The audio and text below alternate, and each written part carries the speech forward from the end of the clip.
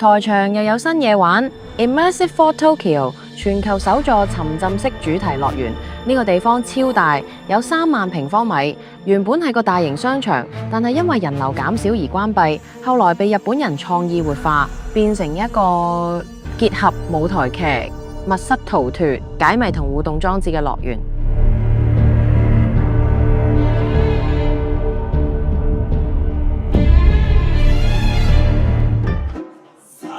Immersive for Tokyo 最大嘅特色就係觀眾唔係淨係睇劇，而係可以走入故事，真實成為劇中角色。依家總共有6套嘅主題劇目，有唔同程度嘅互動同演員數量，自然票價都唔同。講講個票價同幾個主題。東京復仇者逃脫體驗7800日元，呢套係以熱門動漫做背景，玩家要同主角一齊解謎同阻止火災，好刺激。演員們造型勁似動漫中角色，尤其係龍堅同 Mikey。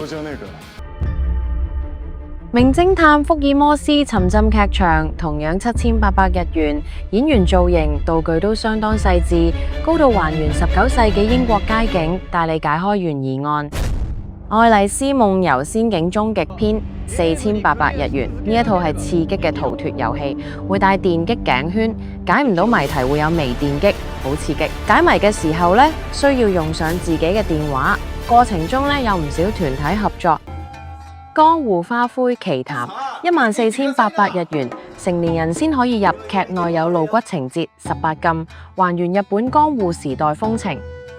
真野中嘅晚餐會24800日元，呢個係一場完全沉浸式嘅晚餐 show， 觀眾一邊食意大利餐，一邊體驗故事發展，五感都得到享受。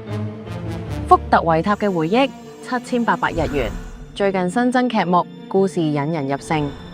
如果想玩足一日，可以3套一齊玩。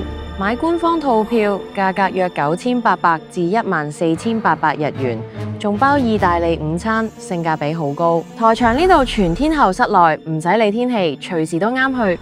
官網同埋 Klook 都可以網上訂票，記得提早預約。Immersive for Tokyo 適合中意動漫、解謎、劇場同互動體驗嘅朋友，唔單止睇戲劇咁簡單，而係扮演同參與故事，營造咗個新次元嘅感官體驗。下次去東京就記得去台場沉浸一番啦！中意我哋介紹嘅日本深度遊旅遊，就俾我哋一個 like， 安埋訂閱掣同埋開通知中。下一集就繼續帶大家去探索更多另類日本旅遊行程，仲要記得去我哋 FlyGBA 嘅網站，入邊有好多旅遊資訊，仲會不時有優惠添。